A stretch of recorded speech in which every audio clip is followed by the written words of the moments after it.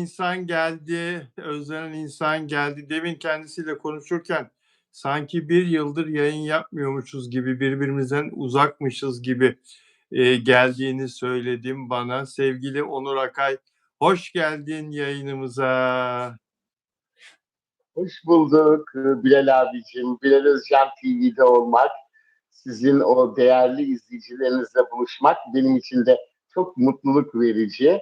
Ben de öyle özlüyorum vallahi. Canlı yayınlarda magazin yorumu yapmak, özellikle sizin gibi bir usta gazeteciyle, duayen Teşekkür ederim. gazeteciyle yapmak bana da büyük mutluluk veriyor. Hep özlemle bekliyorum yayınlarımızı. Teşekkür ederim. Ben de öyle. Vallahi çok alıştık sana sevgili Onur Akay. Senin güzel sohbetine. Seyirciler de her gün, her yayında soruyorlar. Onur Akay ne zaman gelecek diye. Evet arkadaşlar, Onur Akay bir Biliyorum. şarkı çalışması içinde, stüdyo çalışması içinde kendisi anlatsın. Onur Akay bu şarkı yeni bir besten mi, bir başkasının bestesi mi? Nedir konu? Bir anlatır mısın? Yeni bestelerim Bilal abicim yaptığım daha çok böyle TRT'ye değil de piyasaya uygun e, bestelerimi böyle stüdyoda single olarak çalışma içine girdik. İşte bir veya iki şarkılık single'lar çıkacak. Onun stüdyo çalışmaları başladı. Şarkılar üzerinde stüdyoda çalışıyoruz. Bu şekilde şiirler yazıyorum. TRT içinde tabii ayrı besteler var. Şiirlerimi besteleyen bestekarlar oluyor. Hemen birkaç gün içinde besteliyorlar yazdığım şiirleri. Ne Çok güzel. değerli bestekarlar. Onları da TRT'ye gönderiyoruz. Böyle iki koldan işte köşe yazılarına biraz ara verdim. Hem sahne vardı, yılbaşı sahneleri falan. Ama şimdi yazılara da başlayacağım. Yayınlarımızda işte haftaya Perşembe de yine stüdyoda olacağım ama Cumartesi günü ondan sonraki yayında varım. Ondan sonraki hafta Perşembe, Cumartesiler yine aynen kaldığı yerden inşallah devam ederiz. İnşallah, inşallah. Senin müzik çalışmaları içinde olman hayranların için tabii bulunmaz bir nimet. Çünkü Türk müziğiyle ilgilenen, Türk sanat müziğiyle ilgilenen sanatçı sayısı maalesef çok azaldı. Sen bu çalışmaları çok güzel bir şekilde özveriyle devam ettiriyorsun. Ve insanların kulaklarının pasını siliyorsun. Çok Eee, teşekkür ederim. Rica ederim. O yüzden İnşallah önemli. beğenirim.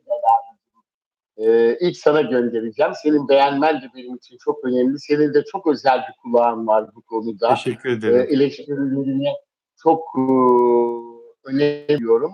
Çok önemli benim için. İlk sana dinleteceğim. Teşekkür ederim. Çok sağ ol. İnşallah hayırlısıyla bir tamamlansın. Seve seve ben de çok mutlu olurum. Sevgili Onur Akay'la yayınımızda ilginç konular var arkadaşlar. Onur Akay'ın özel bir haberi var. Hande Erçel'e evlilik teklifi yapıldı. Kim yaptı? Nasıl olacak? Hande Erçel ne cevap verdi? Hande Erçel evleniyor mu? Hande Erçel'e evlilik teklifi yapan kim?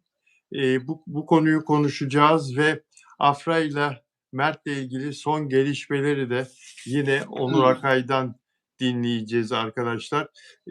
Şimdi bizi endişelendiren, Onur Akay'la yayından önce konuştuğumuzda bizi endişelendiren bir gelişme oldu.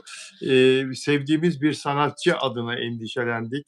Serdar Ortaç İzmir'de dün gece sahneye çıktı ve sahnede şarkı söylerken arkadaşlar yere düştü, yuvarlandı. Çok üzücü bir şey tabii. Bir denge kaybı ama hasta ve aynı zamanda da Onur Akay'a bırakayım. Ben Onur Akay anlatsın. Onurcuğum ne düşünüyorsun Serdar Ortaç'ın bu talihsizliğiyle ilgili olarak? Tabii daha önce de yaşandı Bilal abicim değil mi? Sahnede duymuştuk sıkıntıları oldu Serdar Evet, Ortaç'ın. Tabii bu rahatsızlık çok zor. Acil şifalar dileriz. Ama kendi tabii söyledi e, alkolü bıraktığını ama bilmiyorum acaba bu ilaçlarla da almaya devam mı ediyor? Eğer ediyorsa onun sıkıntısı daha da yüksek oluyor ve böyle sorunlar yaşanıyor. Bilmiyorum tabii bıraktım dedikten sonra dediğini uyguladı mı uygulamadı mı Bilal abicim? Sende var mı Var bende. Bıraktım diyor ama doğruyu söylemiyor. Maalesef bırakmadı. Maalesef. Bunu zaten Öyle 15 mi? yıldır benim bildiğim 15 yıldır söylüyor. Günay sahnesinde ben kendisini birkaç kere izlemiştim İstanbul'da Şişli'de. 2010, 12, 13 falan o senelerde birkaç kere üst üste izledim. Eee, denk geldim gittiğim gecelerde. Çay içiyorum diyor. Çay, çay diyor merak etmeyin çay içiyorum diyor. Gösteriyor viski. Yani çayla aynı Evet. değil ya. Su bardağının içinde viski içiyor. Nereden biliyorum? Yani oradaki insanlar benim arkadaşım, servis yapan insanlar, oradaki müdürü, şuyu, buyu, patronu, herkes. Dolayısıyla bizim kulağımıza gerçek bilgi bir şekilde geliyor sahnede. O zamandan beridir hep aynı. Hep annesine söz veriyor, evdeki bakıcıya söz veriyor, hayranlarına söz veriyor. Ne yazık ki kumarı bırakmadığı gibi alkolü de bırakmadı. Kıbrıs'a almıyorlar kendisini. Kumarhanelerin hiçbirini almıyor. Black listede. İşte Romanya, Gürcistan oralara da almıyorlar. Ama evinde oturuyor, laptopta yine kumarında Değil oynuyor. mi? Maalesef. İşte hem maddi hem manevi sıkıntılar yaşıyor tabii. Kumar yüzünden şarkıların teliflerini bile kaybetti Bilal abicim. Ya Çok şeyler kaybettiğini zaten kendi ağzıyla da açıkladı. İşte alkol yüzünden de sahnede sorunlar yaşıyor. Bu da çok genç yaşta sahnelerini yani zedeleyebilir devam ederse. Zaten rahatsızlığı var. Rahatsızlığı olduğu zaman alkolle birlikte alınınca da daha kötü sonuçlar doğuruyordur bence maalesef. ilaçlar. Maalesef bu MS hastalığı zaten alkolle, sigarayla falan hiçbir bir arada olacak şey değil. Tabii Stresli. dengesi zaten sorunlu. Alkol zaten ikinci MS hastası gibi bir şey oluyorsun zaten dengen. Ya maalesef. Allah şifa versin ama kendisine bu kadar acımayan, kendisine bu kadar yazık eden yakın zamanda bir başka şarkıcı var mı diye şöyle bir düşünüyorum. Başka bir sanatçı var mı diye düşünüyorum. Yok, Serdar Ortaç. Bu kadar yok diyor. Değil mi Bilal abiciğim? Hiç bu kadarını duymadık. Hiç bu kadarını duymadık. Sevgili Onur Akay'la yayınımızda çok önemli, çok ilginç bir ayrıntı var arkadaşlar. Özel haber hiçbir yerde Afra okuyamayacağınız. Saraçoğlu ve Mert Ramazan Demir'le ilgili de çok özel bir şey söyleyeceğim bugün Bilal abiciğim. Evet kendisini Seninle duydunuz. ön görüşme konuşmasından sonra ben yine rahat durmadım. Çok özel bir kaynağı aradım bugün. İşte daha önceki programlarda e, programda barıştırmak için devreye girenler var demiştim. Bununla ilgili de çok özel bir şey söyleyeceğim konu gelince. Onur Akay'dan duydunuz. Afra Saraçoğlu ve Mert Ramazan Demir'le ilgili bugün kendisiyle yaptığımız görüşmeden, konu toplantısından sonra e, bir haber kaynağından Afra Saraçoğlu, Mert Ramazan Demir'e yakın bir kaynaktan aldığı özel bilgi sizlerle paylaşacak, bizlerle paylaşacak Onur Akay. İpek Canbulat şu anda yazıyor. İpek Canbulat çok ilginç yazdığı. Öyle mi? İpek Canbulat senin de Ben iyi, de iyi bakıyorum bu arkadaşın. sırada. Tabii çok Kıbrıs'ta İpek severim. Canbulat e, Serdar Ortaç'ın herkesten para istediğini yazdı. İpek Canbulat Söylüyor. Kıbrıs'a gidiyor. Orada evi var. Tabii. Herkesten Tabii. para istediğini yazdı. Kumarhanede oynamak için. Serdar Ortaç maalesef kendisini iyice kumara kaptırmış ve kaybetmiş durumda. Evet, Hande Geçtiğimiz Erçel'e evini. zamanlarda da İpek'te Bülent Ersoy vardı. Üçlü konuşma yaptık. Bülent abla hadi kalk gel Kıbrıs'a dedi. İzmir olmasaydı gidecektim vallahi Ay İpek'e. ne güzel olurdu, değişiklik olurdu. Değil mi? Değişiklik Evet. olurdu. Sen gitseydin ben de gelirdim. Ben Ya de bir gün gelirim. yapalım öyle. İpek'e baskın yapalım. Bülent Hanım'a da söyleyeyim. Onun da geleceği güne rastlatalım. Ne güzel olur değil mi Bilal abicim? Tabii canım, İpek Can Dörtlü. Bulat'a söylesek hemen gidelim diyecek. Hemen İpek, hemen gidelim hemen. Değil mi? Ama Canlı yok, yayın da açarız. biz Dört kişi. Kıbrıs'ın tadını çıkarmamız lazım. Bu havalarda otelden dışarı Evet. çıkamayız. Mayıs Baharda, olsun işte. hiç değilse Orası Mayıs'ta, Nisan'da bile harika oluyor. Nisan.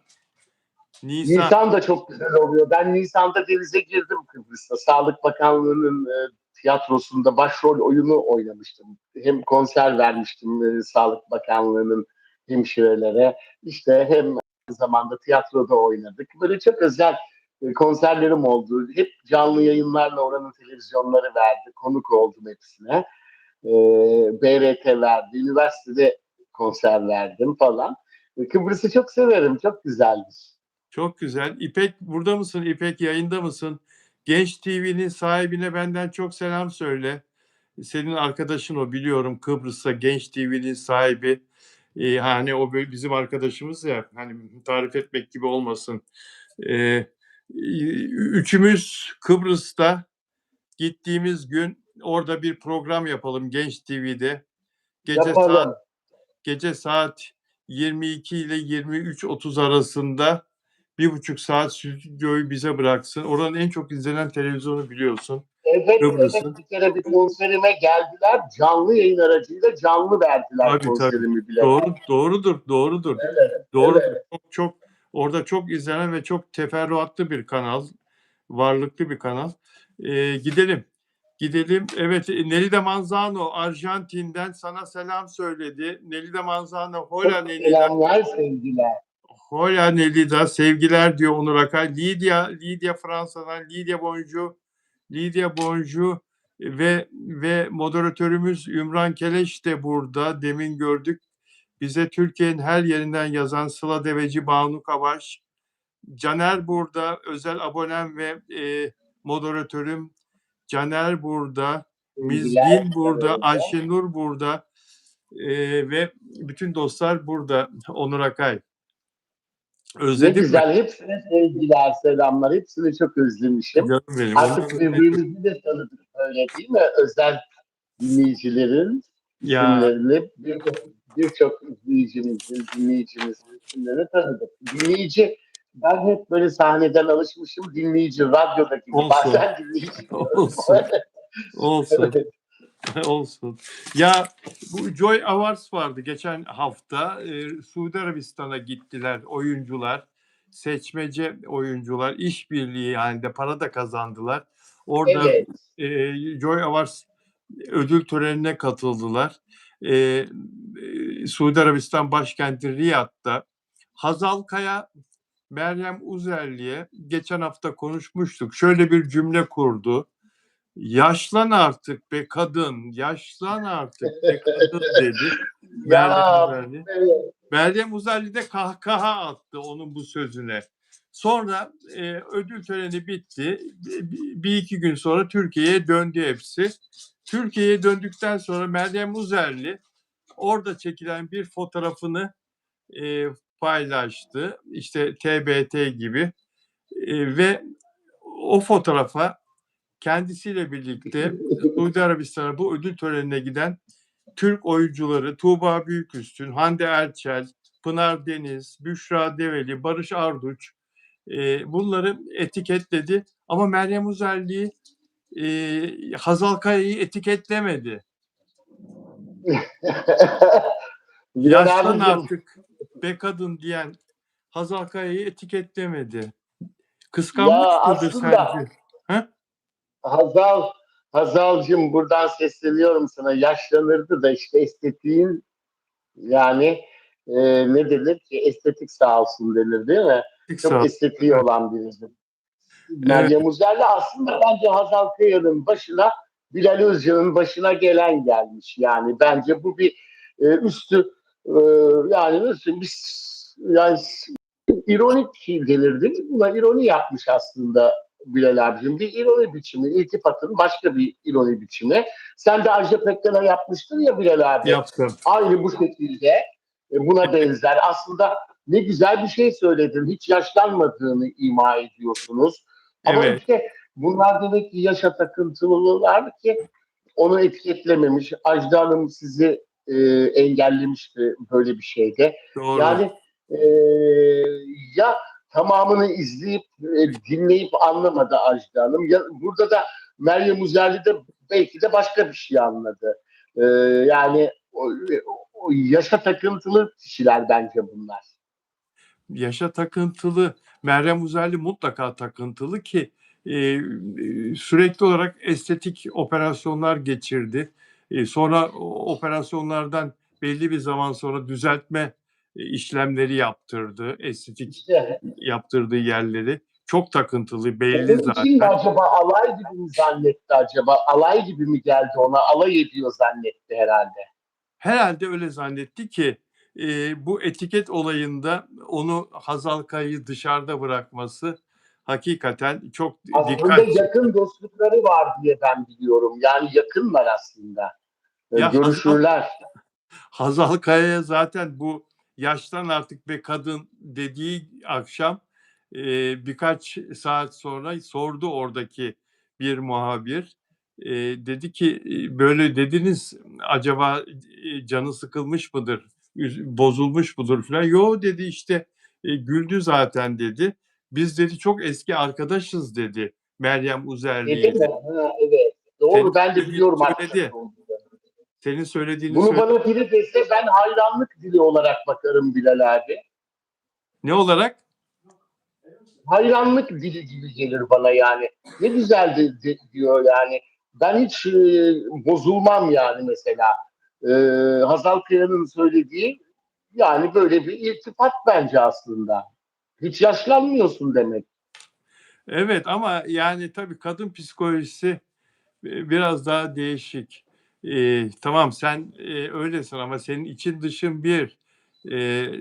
Ben seni yıllardır tanıyorum.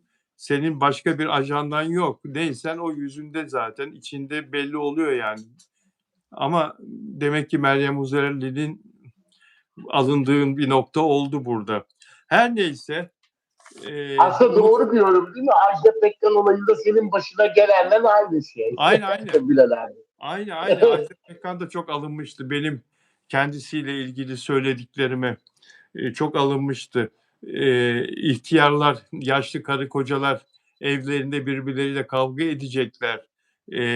Adam kadına diyecek ki işte 80 yaşındaki çift karı koca. Ajda Pekkan'ı görmüyor musun be kadın? Yani sahnede 2,5-3 saat şarkı söylüyor, zıplıyor. Hadi lütfen sen de kendine biraz çeki düzen ver diyecek karısına. Kavga edecekler falan diye böyle bir Instagram'da video paylaşmıştım. Ajda beni takipten çıktı bunları söylediğim diye. Yani 80 yaşında olduğunu falan vurguladım diye. Halbuki 80 yaşında ama son derece enerjik olduğunu anlatıyorum orada. Dediğin gibi. Her neyse e, Mert ve Afra'yı merak ediyorlar. Çok merak ediyorlar ama biraz sonra Evet, ben de konuşacağız. okuyorum zaten bütün yazıları aşağıdan geçiyor. Şimdi konuşacağız onu da zaten. Biraz sonra konuşacağız. Günde yaklaşık ne kadar uyuyorsun? Kaç saat uyuyorsun sevgili Onur Akay? Ben 8 saat uyurum Bilal abicim. 8 saatten fazla uyumuyorum yani. Öyle 8 saat. Bazen 7 de oluyor. 7-8. 8 saat harika bir şey. Sizler ne kadar uyuyorsunuz değerli izleyenler? 8 saat harika bir şey. 8 saat çok güzel bir şey. Çok sağlıklı yapıyorsun. Şimdi dünyanın en uykucu ülkeleri tespit edilmiş. Bir üniversite araştırma yapmış. Bir anket çalışması gibi çeşitli ülkelerde bunu yapmışlar ve sıralama yapmışlar. Değerlendirmişler. Hollanda'da ortalama 8 saat 5 dakikaymış uyku süresi Hollandalılarda. Dünyada en uykucu ülke Hollanda'ymış. Hollandalılar en çok uyuyormuş. Onu Yeni Zelanda takip ediyor. 8 saat 4 dakika. Fransa 8 saat 3 dakikayla 3. sırada. Avustralya 8 saat 1 dakika. Belçika'da 8 saat 1 dakika. Onu Kanada, İngiltere, Amerika Birleşik Devletleri, Japonya, Singapur takip ediyor. Bu listede Türkiye 25. sırada. Türk insanı ortalama 6 saat 8 dakika uyuyor. 6 saat. Hmm, Yani düşük. Bayağı düşük. bayağı düşük. Nerede 8 saat uyuyan Hollanda, Yeni Zelanda, Fransa, Avustralya, Belçika? Türk insanı 6 saat uyuyor. Neden acaba? Gün Ya kaçıyor diye. bence Heh, gün kaçıyor diye mi uyku mu düşünüyor? kaçıyor? Heh, Yok, aslında Bilal abi uyku bile bence lüks haline geldi belki de. Geç biten mesailer, ne bileyim trafik, ekonomik kaygılar, gece geç saate kadar tabii süren sosyal alışkanlıklar da var. Ee, bilmiyorum artık bunlar etken oluyordur tabii. Ertesi günün stresiyle yatınca uyku kaçabilir, az uyuyabilirler.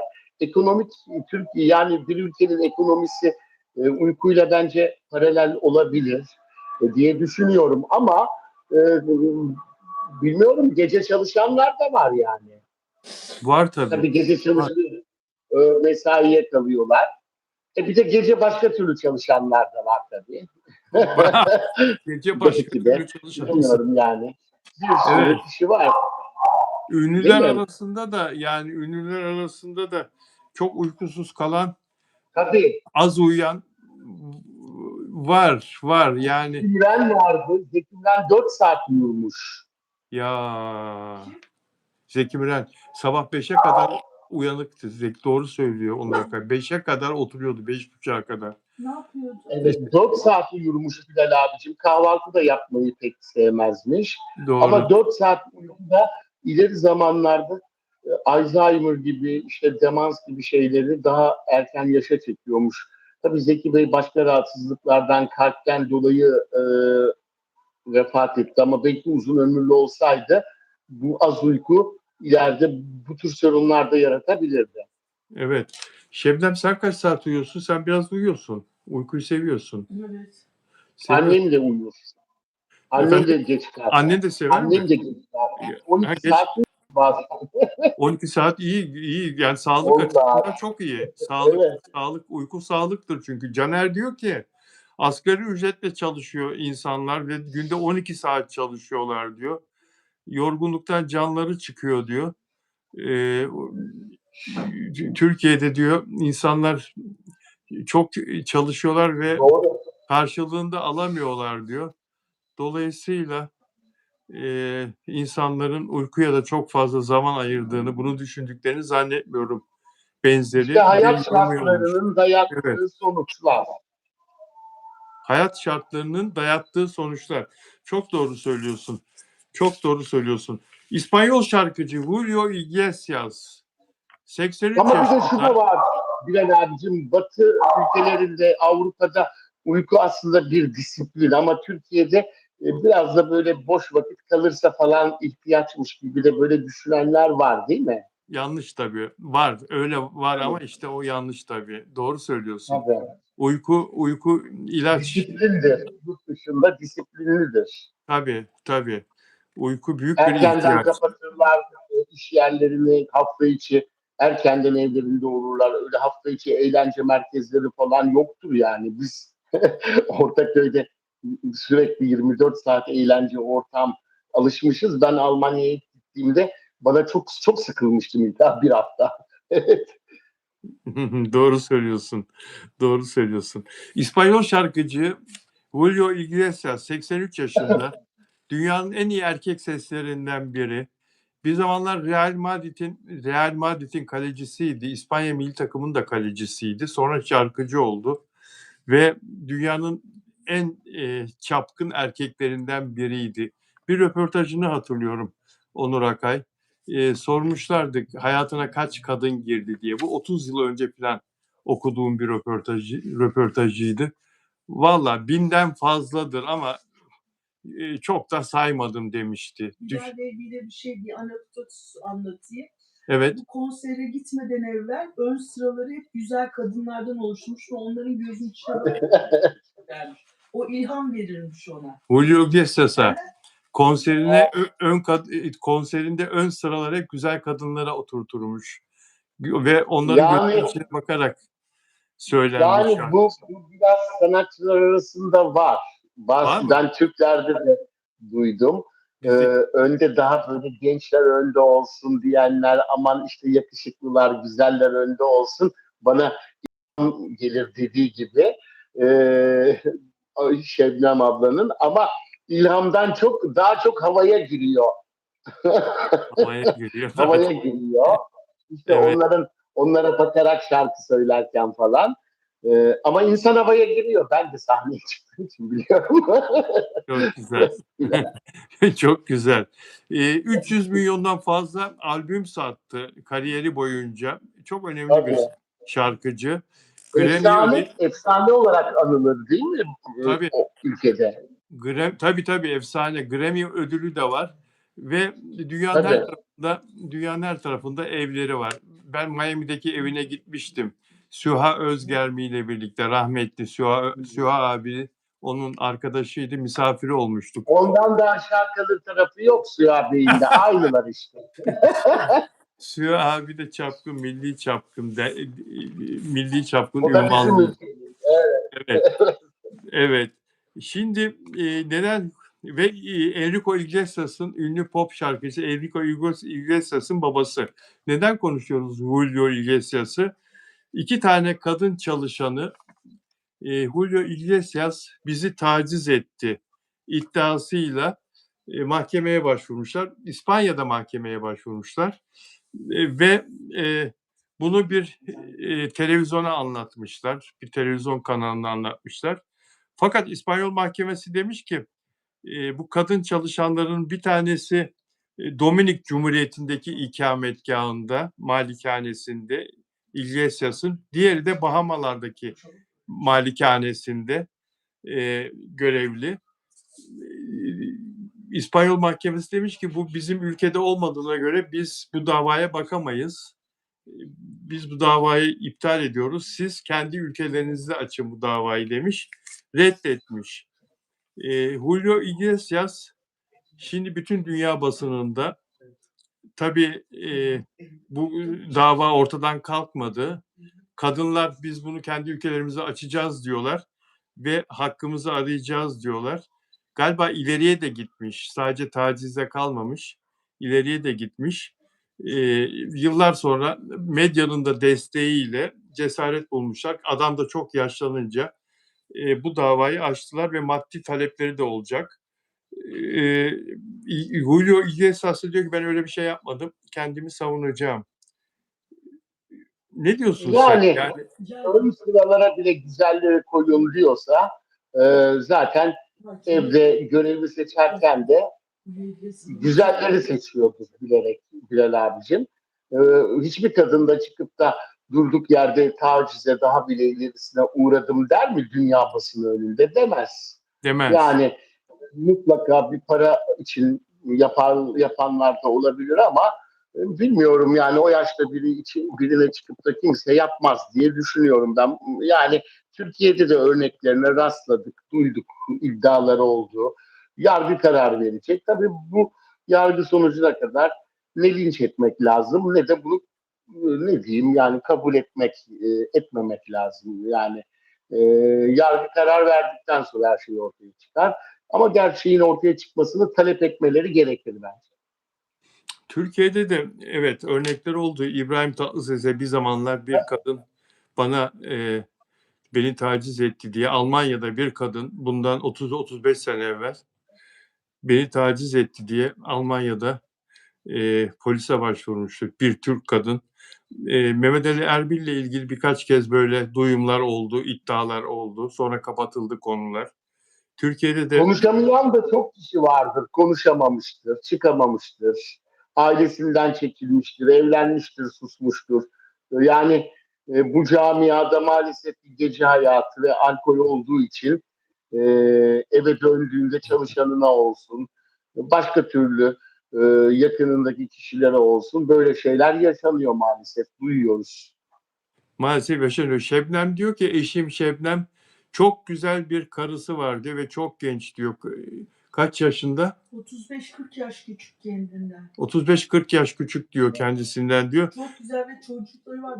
4-5 tane. 4-5 tane ortalıkta. çocukları var diyor. Neden yapsın diyor. Ama Şebnem Ama karısı işte olabilir ama yani 83 yaşında. en güzeli, dünya güzeli bile olsa, dünya yarışmasında Yapıyor birinci olsa bile maalesef ki yapılıyor.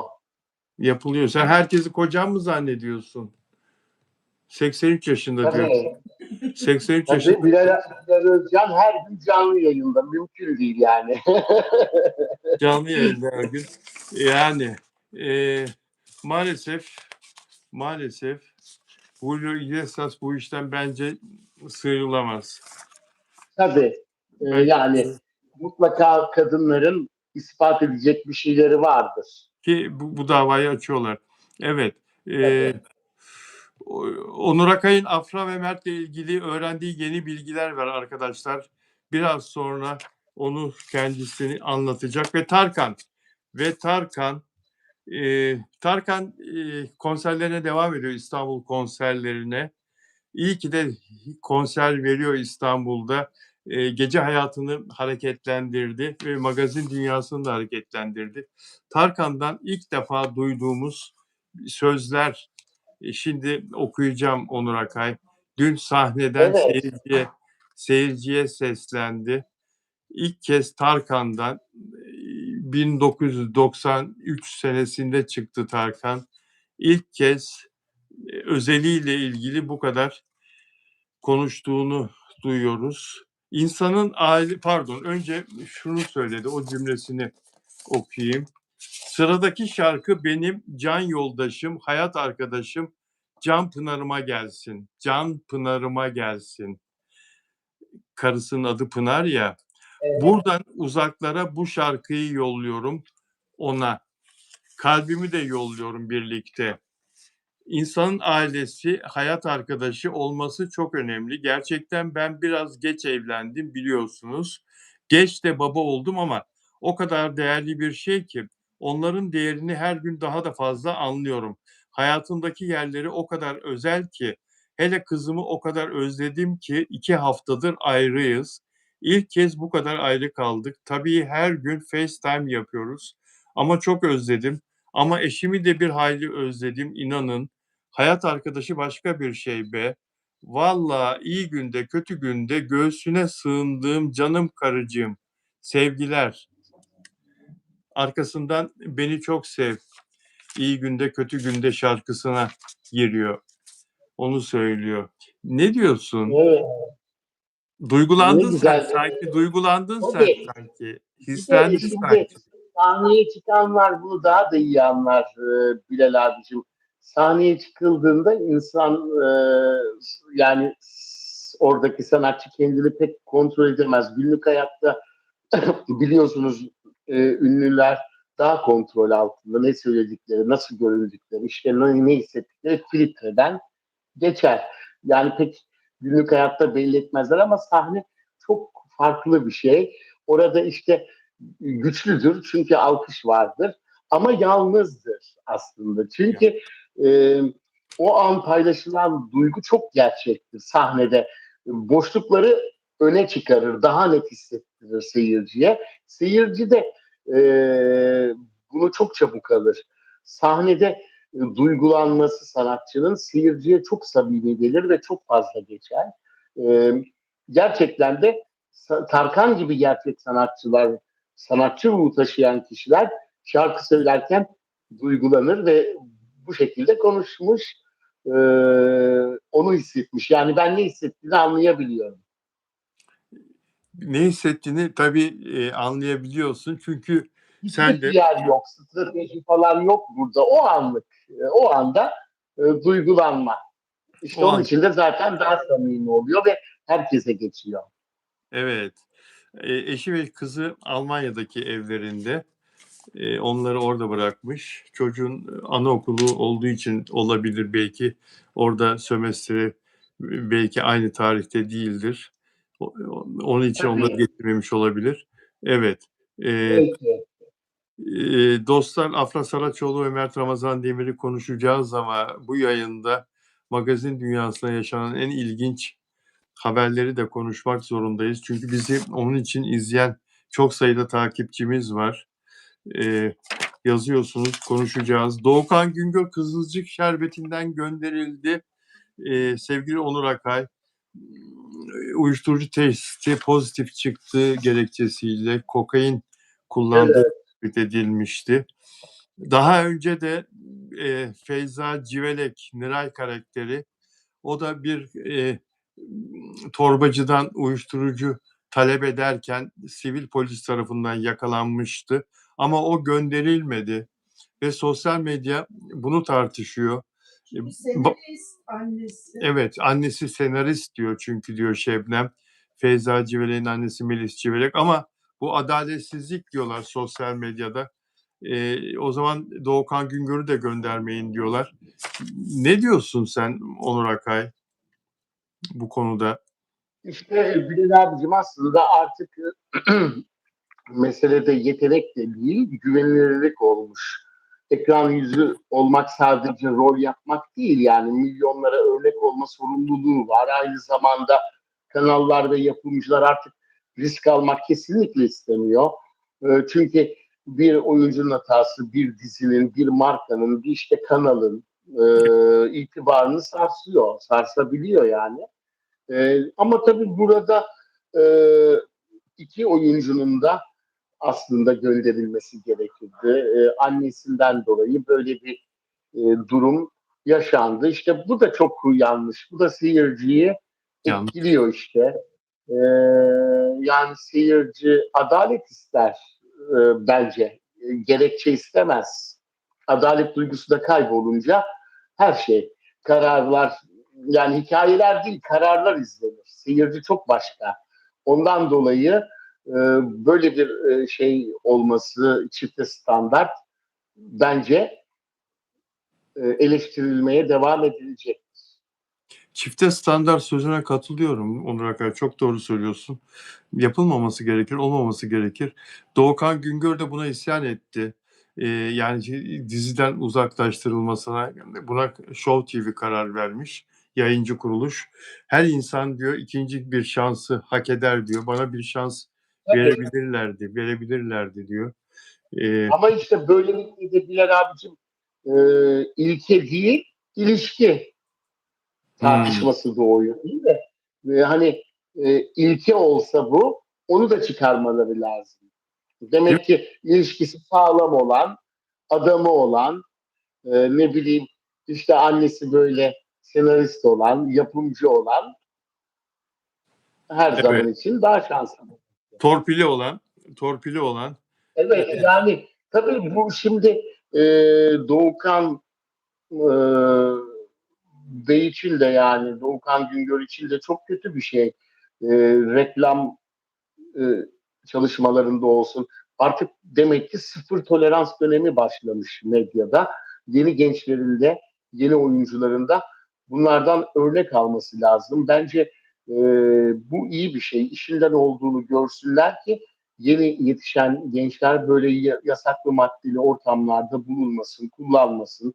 Çünkü e, yani psikolojik olarak da mesela izleyiciyi, bir ünlüyü yeniden kabul etmesi, ona güvenmesi kolay değil. Güven sağlamak tekrar öyle zor ki bu geri dönüş çok zor Bilal abicim. Bir kere kaybettiği zaman itibarını.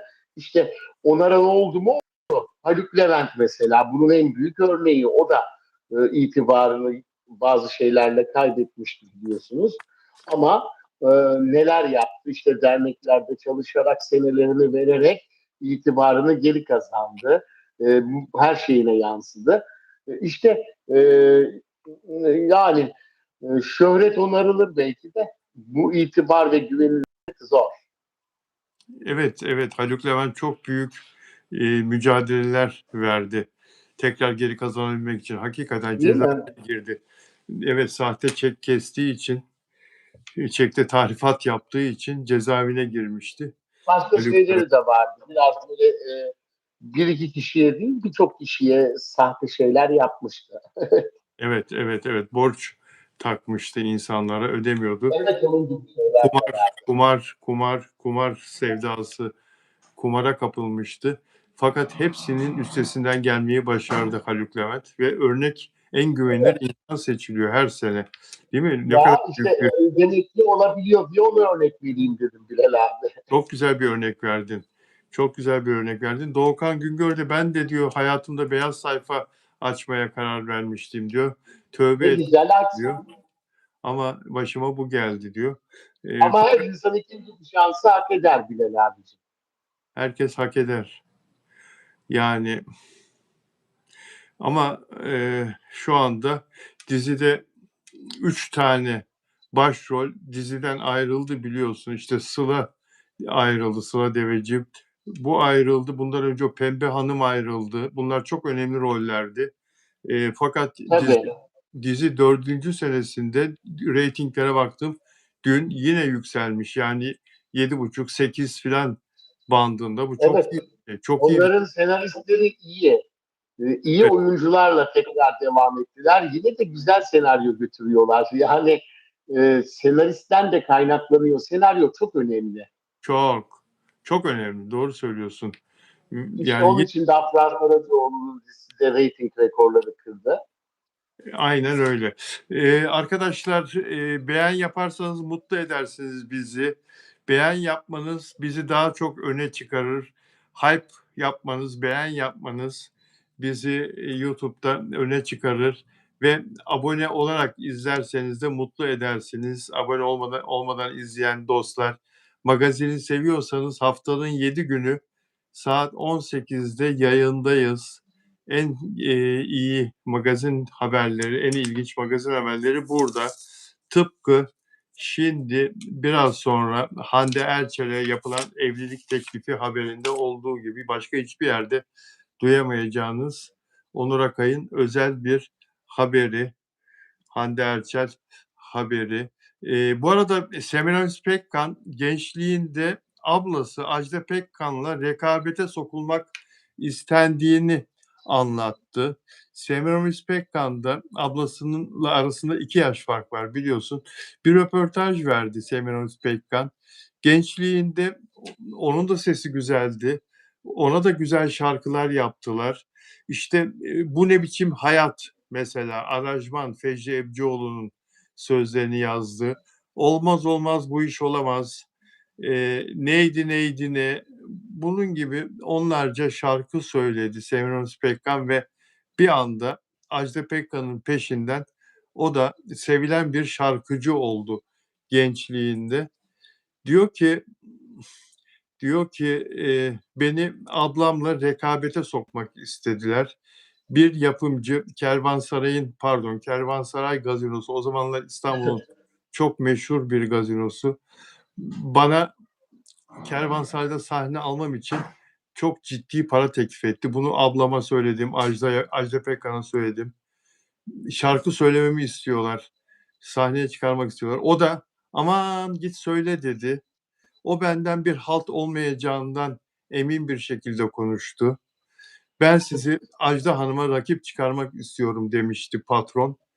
Bunu Ajda'ya da söyledim. O kadar emin konuştu ki git söyle al parayı dedi bana. O dönem paraya da ihtiyacım vardı ve çıktım söyledim. Hakikaten ablasıyla bir ara böyle kafa kafaya gelecek gibi oldu. Hatta hatırlar mısın bilmiyorum. Şöyle bir ifadesi vardı o zaman Semiramis Pekkan'ın. Bu ne biçim hayat? İşte sonra o ekmekler çok bayat falan diye böyle mizah yapıldı ama o şarkıyı mesela Fecri Ebcioğlu Ajda Pekkan'a dinletiyor. Ajda diyor ki harika diyor bunu bana veriyorsun değil mi falan. Gidiyor kız kardeşine veriyor. Fecri Ebcioğlu da çok çapkındı. Bunu hiç kimse söylemez. Semiramis Pekkan da söylemez. Ajda Pekkan da söylemez. Fecri Ebcioğlu'yla aralarında bir şey oldu herhalde. Fecri Ebcioğlu gitti Semiramis Pekkan'a verdi şarkıyı. Ajda bir sinirlendi, bir kızdı. Fecri Ebcioğlu ile bütün bağlantısını kesti. Semiramis Pekkan'ın da evini taşladı. Bayağı evini taşladı. Nişantaşı'nda oturuyordu o zaman. Yani ne Bir diyorsun? ailede Bilal abicim bir ailede bir şöhret yeter diye boşuna dememişler aslında. He. Böyle bir şey vardı. Mutlaka e, yani kardeşler arasında bile sorun çıkarıyor bu şöhret. Öyle bir şey ki e, çünkü işte hep böyle duygusal düşünmüyorlar ki bu kariyer işini. Hep stratejik düşünüyorlar maalesef. Yapımcılar olsun. Yeşilçam da öyleydi. Onun için de stratejik düşündükleri için de her kardeş arasında böyle çıkıyor. Aslında bu bir kırgınlık hikayesi değil de bir dönemin işte kadın sanatçılarına nasıl alan açtığını ve nasıl daralttığını gösteriyor bence. Aslında çok kıymetli bir tanıklık. İşte Gülden Karaböcek, Neşe Karaböcek, Gönül Akkor, Kamuran Akkor Bravo. gibi sanatçılar var ve hepsi sorunlar yaşadılar ve ikinci kardeş her zaman arka planda kalır ve hepsi de 70-80 yaşından sonra daha parlak dönemlerini yaşıyorlar düşün bakarsanız. Yani yaşlar ilerleyince Kamuran Akkor şu dönem yaşadığını hiçbir zaman yaşamamıştır bence. Bu dönem yaşadığını bugünlerde neredeyse Avrupa turnelerine falan çıkacak çıkıyormuş diye duydum. Aynen Gülden Karaböcek öyle. Ve ilk zamanlarına bakın. Semiramis Pekkan da öyle. Şimdi tabii sosyal medya olunca tabii daha da kendilerini daha rahat ifade edebildiler. O zaman ablaları yasak bile koyuyordu. Tek kanal, tek radyo, tek plak şirketleri sınırlı. Ben önce varım. Gazinolara haber gidiyor, çıkamıyorlar falan. Böyle şeyler maalesef ki her dönemde yaşanıyor. Onun için e, yani kardeşim biri belki daha bile yetenekli, bestekar bile olabiliyor. Ama hep geri planda kalıyor. Çok şöhret olduysa birinci kardeşi böyle star olduysa Gönül orada en büyük as solisti. Neşe Karaböcek de öyle. Ajda Pekkan da süperstardı. Ondan dolayı ikinciler hep sorun yaşadı. Çok güzel söyledin, çok güzel anlattın. Semiramis Pekkan şu anda akciğer kanseriyle mücadele ediyor. Durumunun iyi Çok olduğu geçmiş olsun. söyleniyor. Düzelme aşamasında olduğu söyleniyor. Kendisine geçmiş olsun diyoruz. Ve Ajda Pekkan'a da başarılar diliyoruz. Sevgilerimizi gönderiyoruz. Peki Mert Ramazan Demir Beyazıt İstanbul isimli bir platforma, bir sanat platformuna, bunun dergisi de var 6 ayda bir çıkan. Röportaj verdi, fotoğraflar çektirdi. Çok güzel fotoğraflar, sanat fotoğrafları. Ve oradaki röportajdan işiyle ilgili bir cümle okuyacağım. Mert Ramazan Demir'in söylediği. Bu işte diyor, oyunculukta yani, bu işte neredeyse aldığın her karar öngörülemeyen riskler barındırıyor. Flu alanların farkında olarak ilerliyorum. Büyük hayal kırıklıkları ya da sürprizler yaşamıyorum diyor. Mert Ramazan Demir bu oyunculuk işinde artık ustalaşmaya doğru geçti değil mi? O aşamaya Tabii gitti değil geçti. mi? Yani Kesinlikle. Piyasayı da tanıdı, etrafını tanıdı. Etrafında bazı kişileri e, böyle elemeye bile başlamış. Hem Afra hem ben.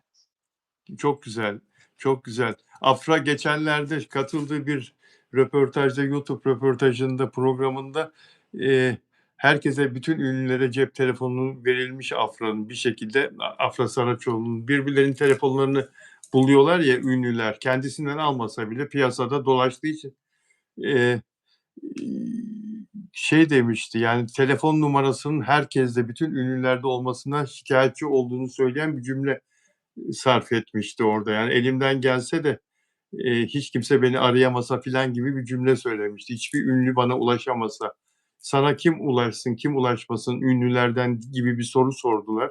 Hani böyle ilginç sorular olur ya. O da keşke dedi hiç kimse ulaşamasa ünlülerden bana dedi. Yani bir bıkkınlık gelmiş kadına. Eee, Çünkü maalesef işte bu yasaklı madde olsun, alkol olsun o iş içinde olunca gecenin bazı saatlerinde dayanamayıp arayanlar oluyor. Aha, Herkes birbirini arıyor gerçi. Bir tek Bilal abicim piyasada öyle. Bazen de güzel afra gibi güzel bayanları daha çok arayan oluyor, tahmin ediyorsundur. daha çok. Ee, işte ondan dolayı da tabii sıkıntı yaşıyorlar. Erkeklerden de oluyordur, kadınlardan da oluyordur. Kadınların içinde de Tabii, çok var. Çok değişik tabii. kafada çok var. Var Dediğin var. gibi. Ondan dolayı oluyor. Evet, evet. Dediğin gibi. Yoksa adam akıllı, adam gibi gündüz vakti ya da akşam makul bir saatte arayan insandan niye rahatsız olsun? Yani ya da hani Tabii, böyle konuşacaksın, kapatacaksın zaten. Kadını tebrik tabii. etmek bahanesiyle ararlar. Ondan sonra oho. Ee, peki Afra ve Mert'i biraz sonra konuşalım istersen. Şeyi çok merak ediyorum çünkü ya. Hande Erçel'in evlilik teklifi olayını çok merak ediyorum. Lütfen sözü sana bırak. Evet. Hande Erçel, Bilal abicim biliyorsunuz muhabirlere açıkladı. Onur Güven Atam'la bir Evet. ilişki içinde olduğunu doğruladı. Daha sonra da bir yurt dışına gittiler Barış Arduç'la. İşte o geldiğinde de muhabirlere ikisi de ayrı ayrı konuştu. Hande Erçel her şeyin yolunda olduğunu, bildiğiniz gibi falan dedi ama pek bildikleri gibi değildi. Onur Güven Atam bayağı aşıkmış Hande Erçel'e. Bayağı aşk yaşıyor ve evlenmek istediğini bir teklifle sunmuş. Öyle mi? Hande Evet, Erçel Hande Erçel. OGM yapımı sahibi. Ya ben başka bir şey araştırıyordum.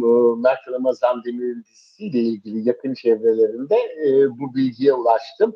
Fakat Hande Erçel daha hani çok yeni olduğu için biraz zaman istemiş kendisinde ama o da boş değilmiş ona karşı. Zaten Hande Erçel evliliği de düşünüyordu biliyorsunuz. Çocuk istediğini söylüyordu falan. Bakalım karar ne olacak?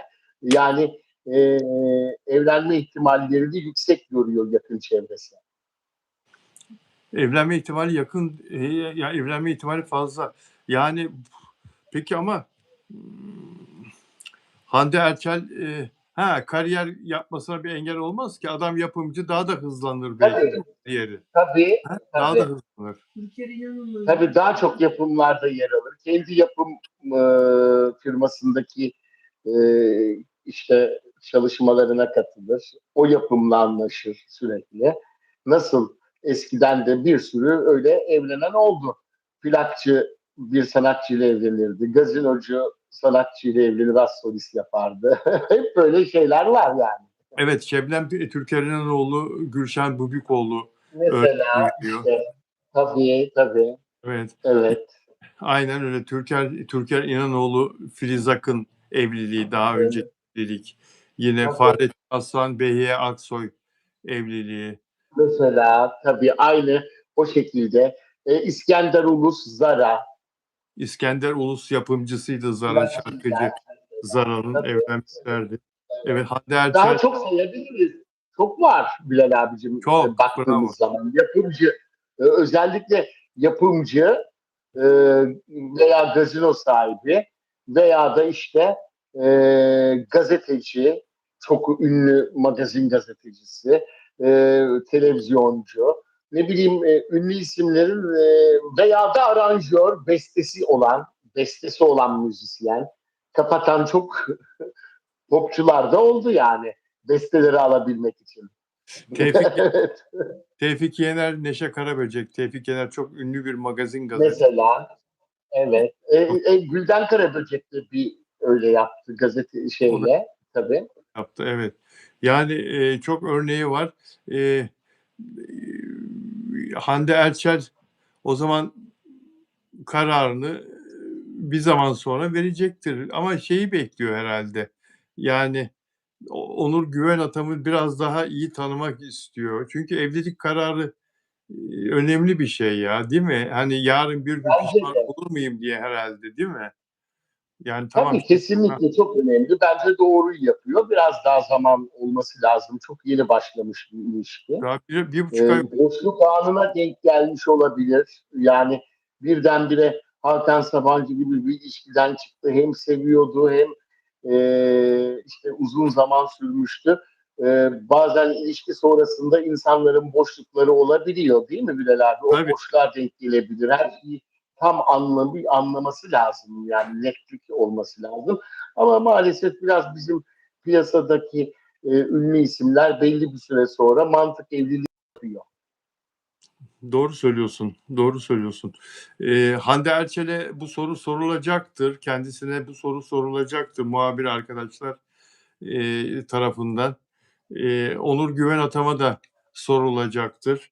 Bu konu gündeme e, gelecektir ve bir süre insanlar bunu konuşacaktır.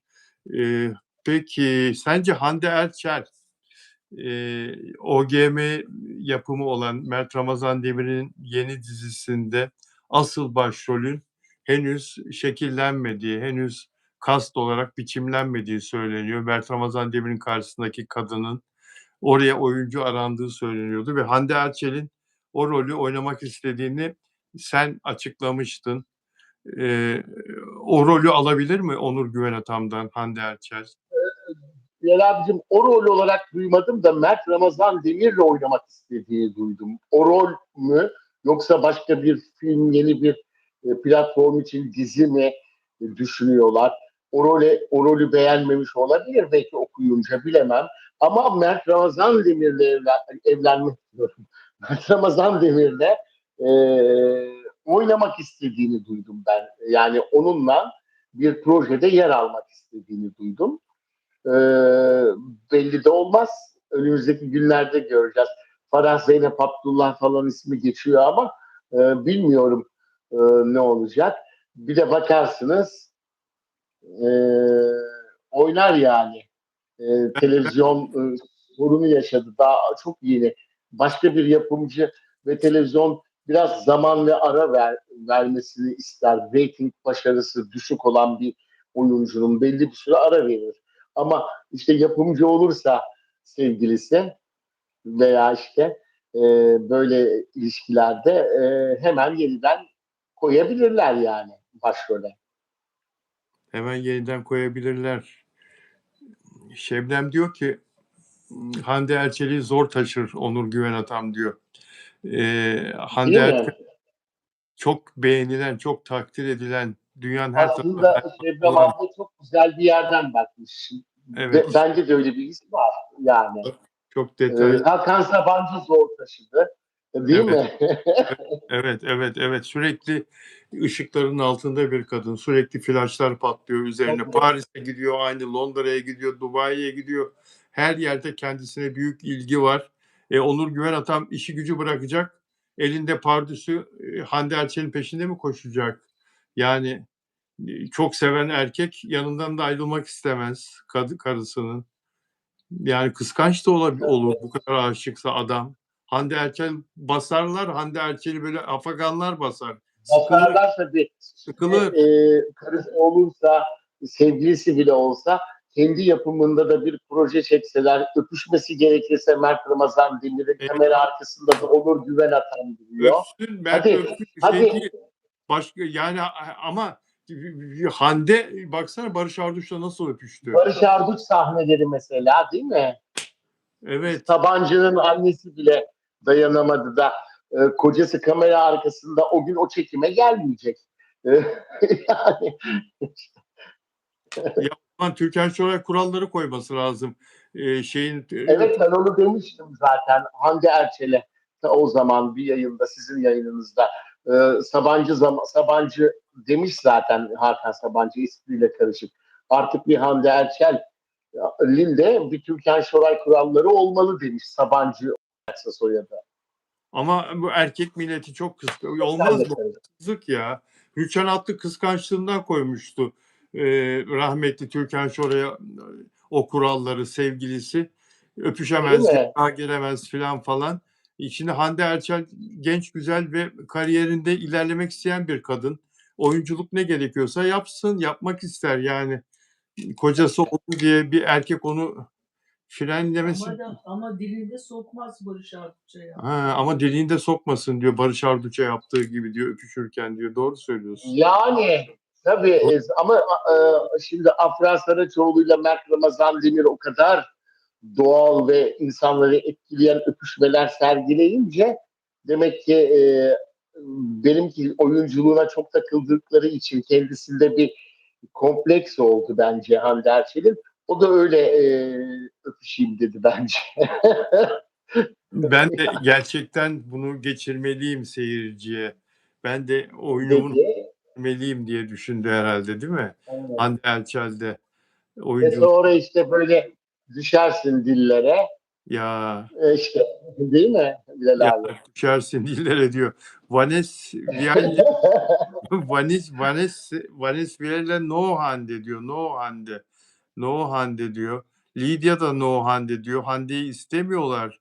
Yani bizim seyircimizin bir kısmı Hande Erçel'i istemiyor. Çünkü onlar Mert afracı. Ramazan Demir'le de istemiyorlar. Evet. İstemiyorlar, evet. İstemiyorlar. Mert Ramazan Demir'le oynamasını istemiyorlar. Ee, Caner ne oldu Caner? Özel abonem, moderatörüm Caner. Ümran Keleş, çalışmalarınızdan dolayı teşekkür ederim arkadaşlar. Kimler var özel üyelerden, özel abonelerden yayında? Mabel Matiz S5F nickli arkadaş burada mı özel abonem? Yok galiba kendisi. Dilek Şenyurt gelmedi bugün değil mi Caner? Dilek Şenyurt Frankfurt'tan özel abonem. Caner Tuzcu burada. Nelly de Manzano demin geldi Arjantin'den izliyor bizi. Dilek Şenyurt burada. Dilek Şenyurt geldi Almanya'dan. Geç kaldım diyor. Dilek Şenyurt burada özel abonem. Merhaba Dilek, teşekkür ederiz.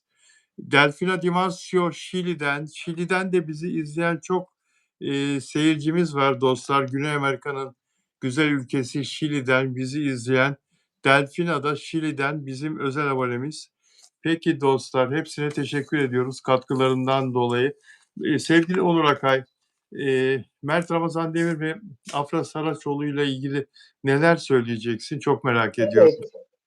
Yılbaşı sonrasında Bilal abicim bir kırgınlık yaşadıklarını, bir ayrılık yaşadıklarını, birbirlerini görmediklerini, görmek istemediklerini söylemiştim, ifade etmiştim sizin canlı yayınınızda.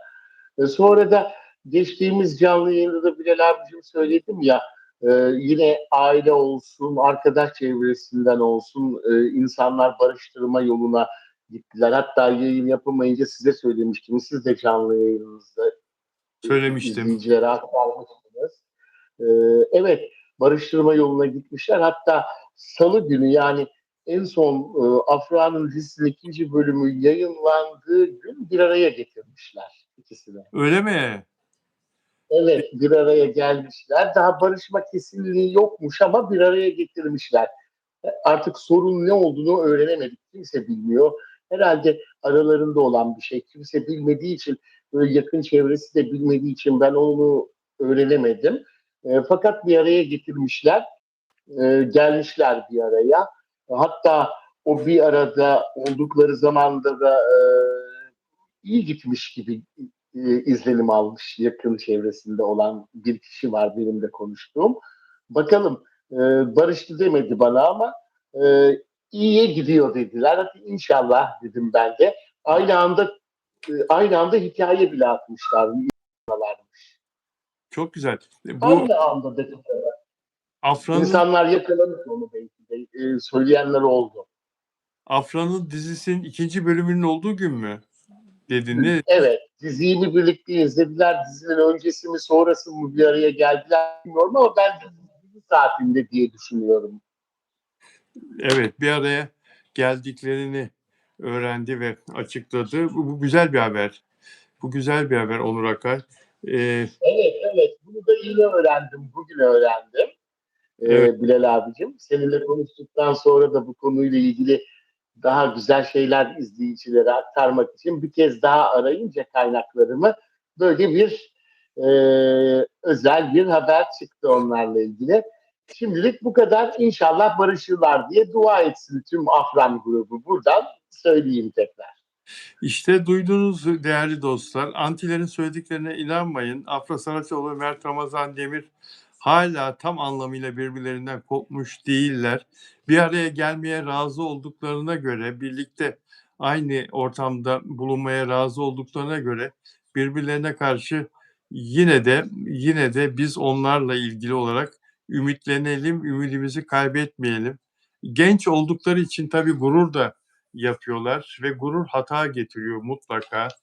Olgun yaşta olsalar birbirlerinin kıymetini çok daha iyi bilirler şüphesiz. Ancak biz yayıncı olarak onlara her zaman destek oluyoruz. Sizler de onları sevenler olarak destek oluyorsunuz ve bu desteğe devam edeceğiz. Sevgili Onur Akay, çok teşekkür ediyorum yayınıma renk kattığın için. İyi ki varsın güzel kardeşim. Biz seninle o Ben zaman teşekkür ediyorum.